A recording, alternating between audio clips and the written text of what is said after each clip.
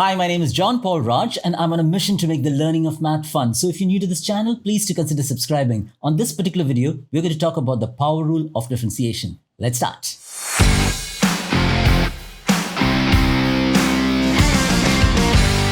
The power rule for differentiation actually makes our life very easy, okay? All the rules for differentiation come from this limit of the difference quotient. Limit as h approaches 0, f of x plus h minus f of x, the whole thing over h. So this limit of the difference quotient, which is also known as the differentiation by first principles, we've seen this in an early video.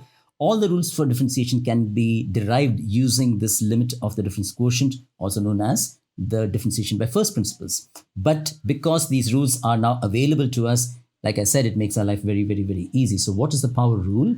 Well, I'm going to write it down, power rule.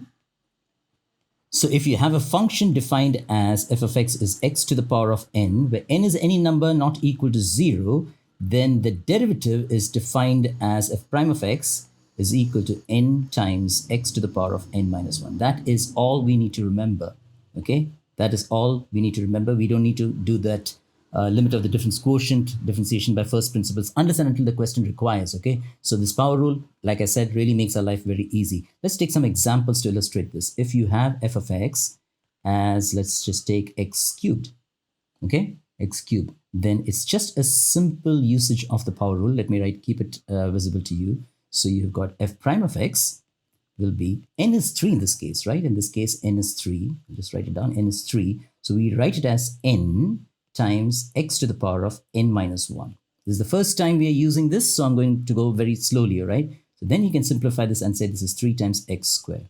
That's the derivative of the function x cubed. All right, now let's take another example. This time, let's take f of x as something like a negative power, okay? X to the power of a negative 2. It'll still work, okay? Because f of x is basically 1 over x squared, and that's something that you need to keep in mind. Before using the rule, bring the term in the numerator so it becomes a negative power, and then you can see that the n is negative 2, okay? So don't take 2 as n because it's in the denominator. Bring that term to the numerator and then identify n as negative 2, okay? So bring the term to the numerator, that's more important. After that, we can use the power rule. F prime of x is n is negative 2, so it's a negative 2 times x to the power of n minus 1, negative 2 minus 1. That simplifies to negative 2 times x to the power of a negative 3. Okay, if you want to write it as negative 2 over x cubed, that is also correct. So we've seen the power rule with a positive 3, and we've seen a power rule with a negative power, negative 2. Now let's see with the fractional power, okay? So if f of x was something like x to the power of a 3 over 2, fractional index, okay? That'll still work. That'll still work. The power rule will still work in this case. So f prime of x in this case, remember n is 3 over 2 in this case. So we can write f prime of x as n times x to the power of n minus 1. So 3 by 2 minus 1. And that'll reduce to 3 over 2. X to the power of 3 over 2 minus 1 is just 1 over 2. Okay, so that is going to be the derivative of the function x to the power of 3 by 2. Okay? Now, typically you're not going to get questions with just one term, x cubed or x to the power of negative 2 or x to the power of 3 over 2. You're going to get a combination. So let's talk about some of the algebra of differentiations. I'm just going to write it as algebra of differentiation.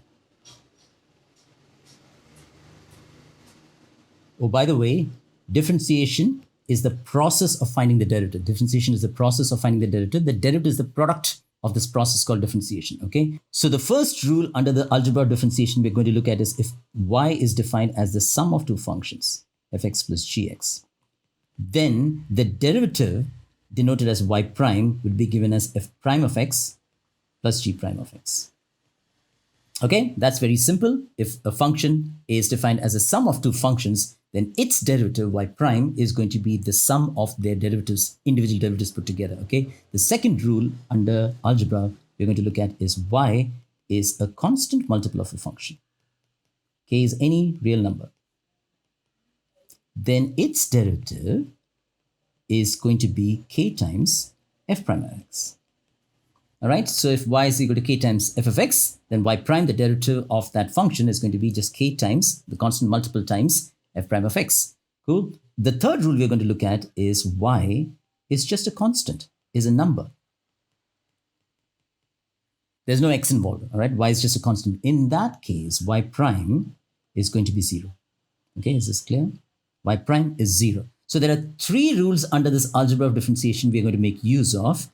Y is equal to fx plus gx, the derivative of y is going to be f prime x plus g prime x. When y is equal to k times f of x, k is a constant, then y prime is going to k times f prime of x. When y is just k, there's no x along with it, it's just a constant. Y is a constant, y prime is going to be equal to 0. The derivative of a constant is always 0. These 3 rules which come under the algebra of differentiation in conjunction with this power rule is what we're going to take a look at. We'll take a look at 2 different examples to illustrate this combination of the power rule and the algebra of differentiation. But before that, let's just take a look at the notation, all right? Notation for the derivative. Okay, so we've already seen one notation. F prime of x is one notation, because normally a function is given as f of x, right? Y is equal to f of x. So f prime x is one notation. The other notation is y prime, which I've already indicated here. Okay, the third notation is dy over dx. Okay, that's how you have to say that, dy over dx. So all of these 3 mean the same thing: f prime of x, y prime, dy by dx. They all mean the same thing. They all denote the derivative of the given function. Now let's take an example to combine the power rule with the algebra of differentiation. So we're going to take this example first, g out here. So that's 2 root x. Let me write it down. Y is equal to 2 square root of x minus 3 over x and a plus 12. Typically, it's a good habit to write down the algebra of what you're doing. So you can write down differentiating both sides with respect to x. WRT stands for with respect to, and there you can write down dy over dx should be equal to d dx. You can put that into bracket all the terms on the right hand side. So we've got 2 root x minus 3 over x plus a 12. Okay, that bracket can be reduced. Okay, now we can use the algebra, because this is like saying it's the sum of 3 terms. Then you can separate it into 3 different terms. So that's going to be equal to the d dx, or the derivative of the first term, minus the derivative of the second term, which is 3 over x, and plus the derivative of the third term, which is just 12. Can you see this thing, all of it? Yeah. Basically, I've used the first rule, the first algebra, which is the sum of the derivatives. So it can be fx plus gx. A third term also can be used there, okay, or a fourth term. So we basically made it the sum of each of those terms, so the derivative of each of those terms. So now when we simplify that, we can see that this one is 2 times root of x, right? That's a constant multiple. That's the second rule we said, k times f of x. So that can be written as 2 times d dx of square root of x. Minus, again, we've got a constant here, 3. So I can bring that constant here and say d dx. I'm going to bring that x in the numerator, all right? So that I'm going to write it as x to the power of a negative 1. Plus the derivative of a constant, that was the third algebra, that is 0. I can just write it as 0.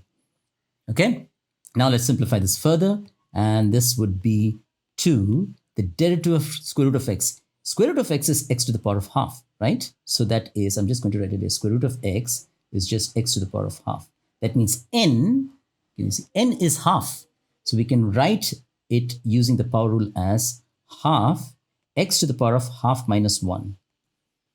Okay, for the second term, that's 3 here, the derivative of this term, n is equal to negative 1 here. So we're going to write it as negative 1 times x to the power of a negative 1 minus 1. The third term is 0.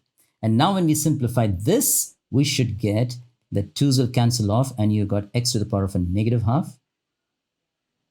And we've got a plus 3 to the times x to the power of a negative 2, which then simplifies to, if you want to make sure that there's no negative indices there, you can write it as 1 over root x plus 3 over x squared. And that is dy over dx, or f prime of x, or the derivative of the given function. Okay, so what did we do? Basically, the function was given as 2 root x minus 3 over x plus 12. What did we do? We wrote down differentiating both sides with respect to x. Okay, so d by dx on the left hand side, d by dx on the right hand side. And what did we do after that? On the right hand side, we have a sum of three terms. Yes, there's a negative sum there, negative term in the middle, but it's a sum of three terms, 2 root x, negative 3 over x, and plus 12. So it's a derivative of the sum of each of those terms. Okay, so the derivative of this one, the derivative of the second term, the derivative of the third term, separated it. That's the first rule that we saw. Then we use the second rule for the first two terms. It's a constant multiple. We bring the constant multiple outside, and it's just the derivative of x, square root of x. Square root of x is x to the power of half. N is equal to half, so we use the power rule there. Here again, we bring the negative 3 outside, so it just becomes x to the power of a negative 1. Remember that, okay? The term must be in the numerator before you use the power rule, okay? So x is 1 over x can be written as, or should be written as, x to the power of a negative 1. And there again, we use the power rule. The third term was a constant, and that was a third rule in the algebra of differentiation. The derivative of a constant is 0. And then it's just a matter of algebraic simplification. But finally, when you present your answer, dy by dx, the derivative of the function, make sure that you write it with a positive index. In this case, we got the answer as x to the power of a negative half plus 3 times x to the negative 2. Make sure you write it as 1 over square root of x plus 3 over x squared. If you found this video useful, make sure you like, share, and subscribe to this channel. I'm going to see you all on the next video.